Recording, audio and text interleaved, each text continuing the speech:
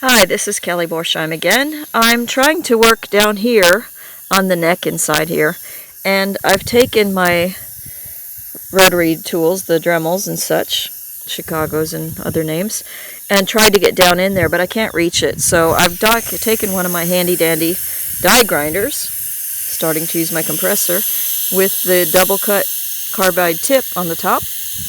You see the long extension, it's a 6-inch extension.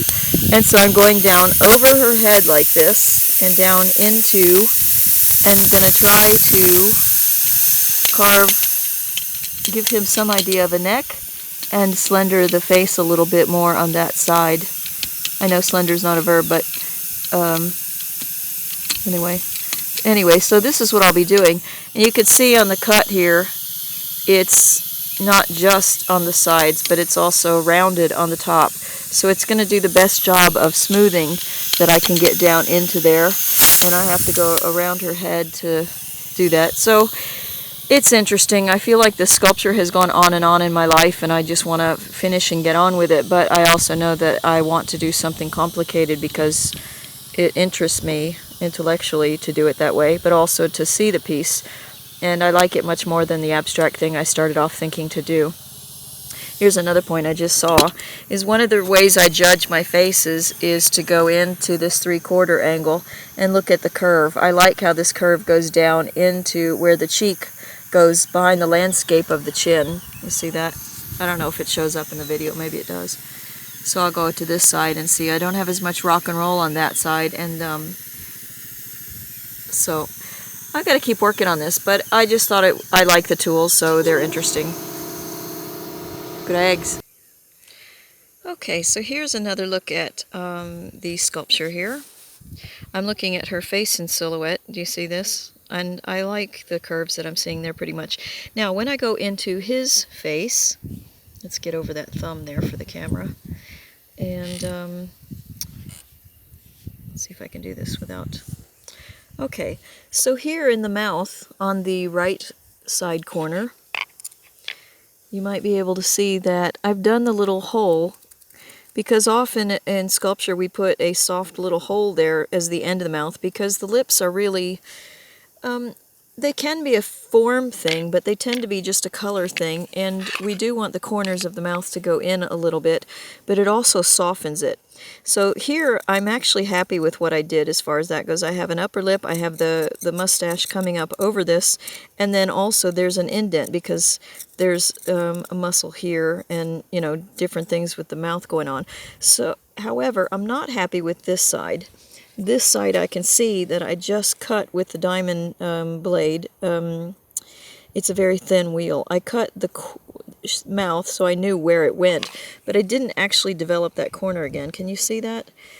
So I need to go in with a very small tool and go down, cut down into this, into the next shape here, to do what I have done over here to get this softer looking.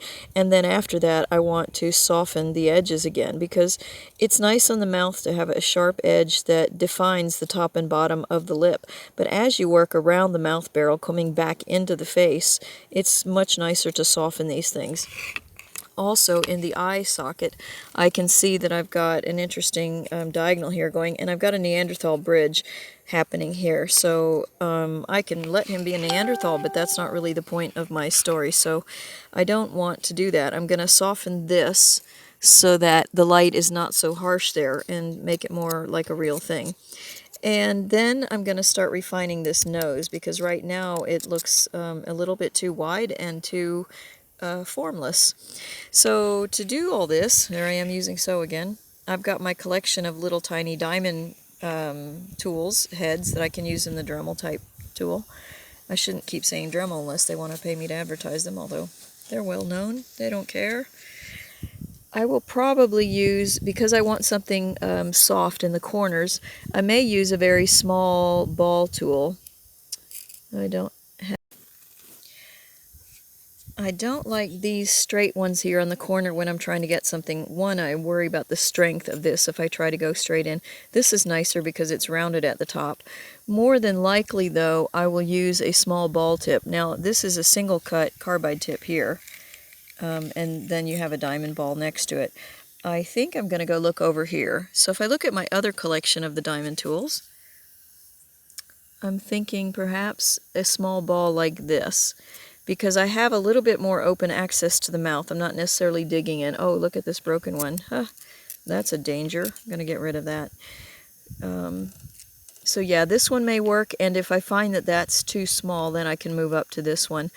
It is nice to be a little bit safe going in, because when these things are spinning around in the tool, they tend to take off a lot more real estate than you might have thought they would have.